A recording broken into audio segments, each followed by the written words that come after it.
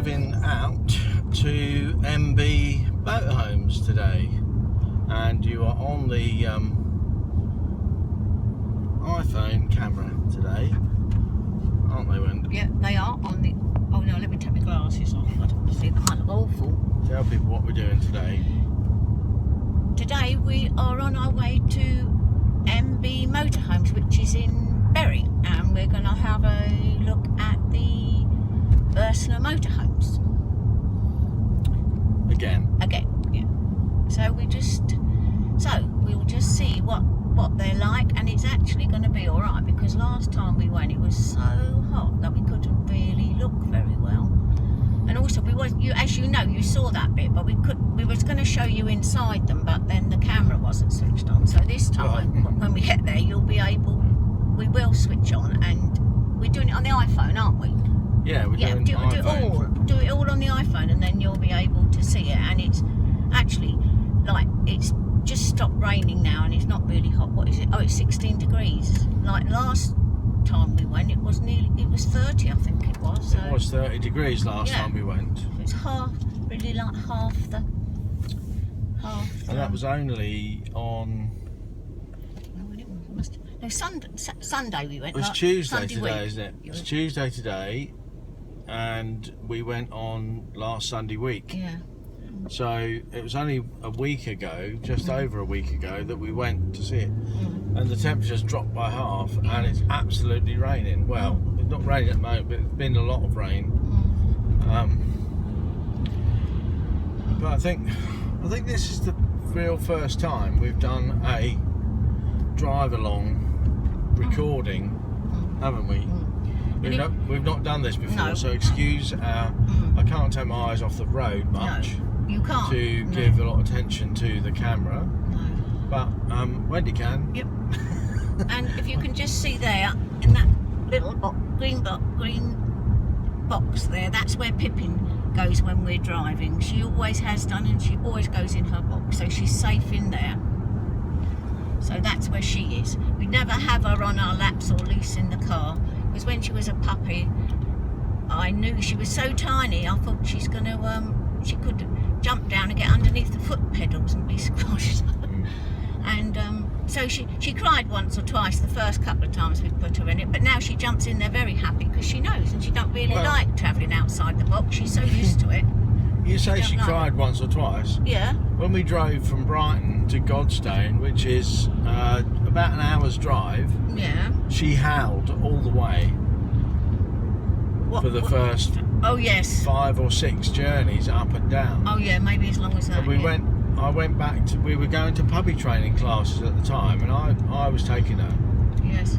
And I said to the vet, look, she keeps like howling. It's like, all the way for a whole hour. Please leave the all the time. At the first exit and continue to follow the A49. Sorry about that. It's the sat nav telling me which way to go. So she was howling all the time for the whole hour. And you know, we'd sort of heard about separation anxiety and all that, and you shouldn't do it to your pets and so on. Please follow the primary route for 6 miles. The vet's advice was, she's being a spoilt little brat, and you should ignore it, and it will stop. Guess what? After 5 or 6 journeys, it was, we turned the radio up, so we, and she just stopped. She stopped doing it. She knew, she found out after that time that when she went in the box, the journey ended and she got out, and it was no problem. So she was being a spoiled little brat, moaning and whinging, because she was put in a cage that she didn't want to be in.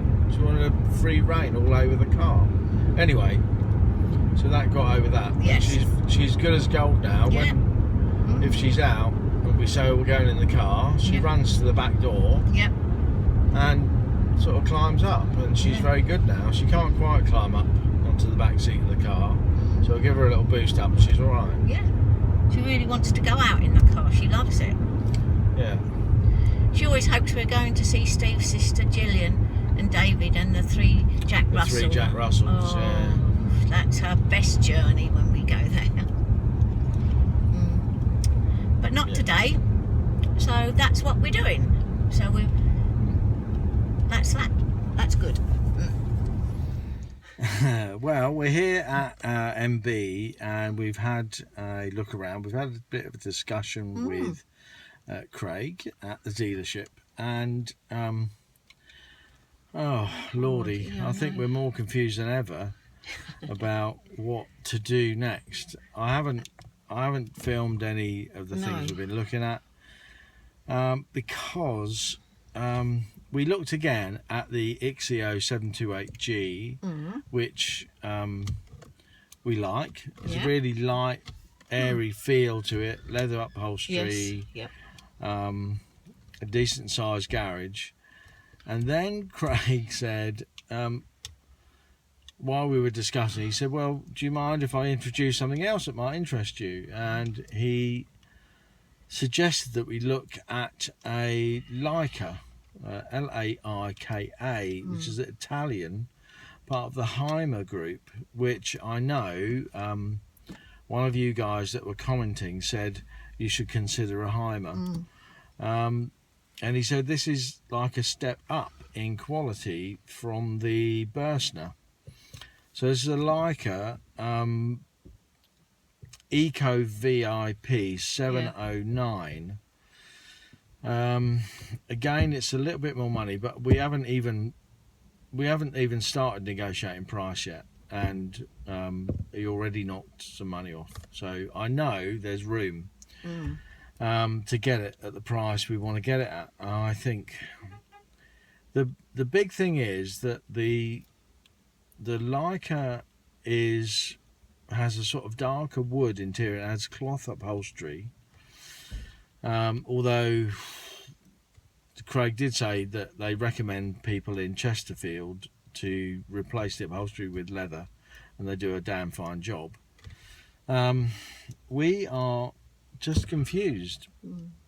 It's a massive amount of money for us, and we're effectively buying a new home. So it's not a holiday. No, it's not a holiday home. It's not a holiday thing. We're not just taking it out on weekends like most people do when they buy this. Go away for a week or maybe a 2-week holiday, or take it out weekends. We are going to live in it full time. Yeah. So the main differences between the Bürstner Ixio 728G and the Laika Eco VIP 709 are aesthetically, the Bürstner is more pleasing to look at from the outside.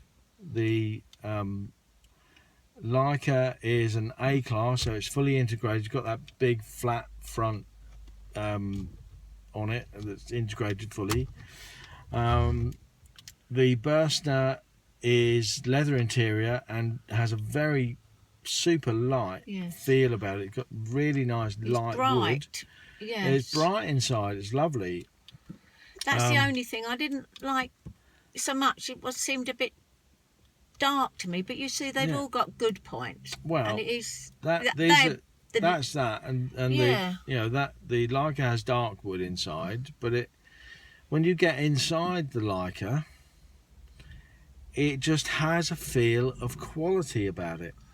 You shut the doors and all the outside noise goes away. It got double insulated floors. There's like a double floor in it, so it's fully winterized, where the Bürstner is not fully winterized. No. It has a reversing camera, and we're going to have a reversing camera fitted to the Bürstner. There's all little bits and pieces like that. They both need aircon in habitation, so that's the same, and that would just happen the same. There's already a TV point in the Laika. There's not one in the Bürstner. There are USB charging points both front and back in the Laika. There's not in the Bürstner. The bed that drops out of the ceiling in the Bürstner can't be used if you want to sit in the lounge. So you know, everybody goes to bed and vacates the lounge and the bed drops down, that's fine. But in the Leica, you have a different arrangement. There's a bed above the sort of cab unit where, you know, the bed sort of folds down like that, and you just fold the driver and passenger seat flat, but you've still got the lounge area and a table if you wanted to. So if you wanted to, you know, if I wanted to stay up late and do some more work editing videos, for example, and when you wanted to go to bed in the double bed there, so you could. Or if we had visitors, you know, it just seemed a bit more flexible. Leather interior in the Burstner, we'd love that. Yeah, it's much. Cloth interior in the Leica, we hate that. You know, It's hot in here. It's getting hot and steamy thinking about it. Yeah, I think we need to put the aircon on. It's certainly warmed up a little bit. We need to get moving. Someone's behind us. Yeah. We're sorry about the wind noise now because the aircon's going. I've opened the windows. Yeah. So we're all getting a bit too hot. But confusing. Yeah. Very confusing. So we're going to have a think. We're going to have a think and have a look and do a bit of research. And that's the way to do it, and not rush these things. So that's what we should do. I've done a bit of research online, and it would appear from a forum way back in 2014 where somebody in the know was saying that I should ask for a 20% discount off the price of a new one. That's a big ask. I think you've got to have some guts to ask for a 20% discount off of a vehicle like that. He was, the salesman was already making noises like, oh well, Leica, they only make 6 in a production run, and they're sought after. This one's only been here for like 3.5 weeks, and it'll sell. But if you want to think about it overnight, I'll hold it for you overnight. It's like, well, neither one of us will be pressured like that. No, I said to him, well, he did say that they're not pressure salesmen, and I don't think they are. I think he made a little bit of an error there saying that, because that's like that's pathetic. How you can decide overnight just because he says he'll hold them, and that was the sort of thing. Make a decision tomorrow. Perhaps he wants to meet his sales targets by the end of the month to get his bonus. I did say to him, look, if someone comes in and wants to buy it, if you phone me to say that I've got first refusal, I'll say let the other person buy it, because I'm not going to buy a van on that pressure, because this is that, we need to make the right decision for this. And I said if it takes 6 months or a year to make that decision, that's what it'll take, that we'll buy the right van in the end.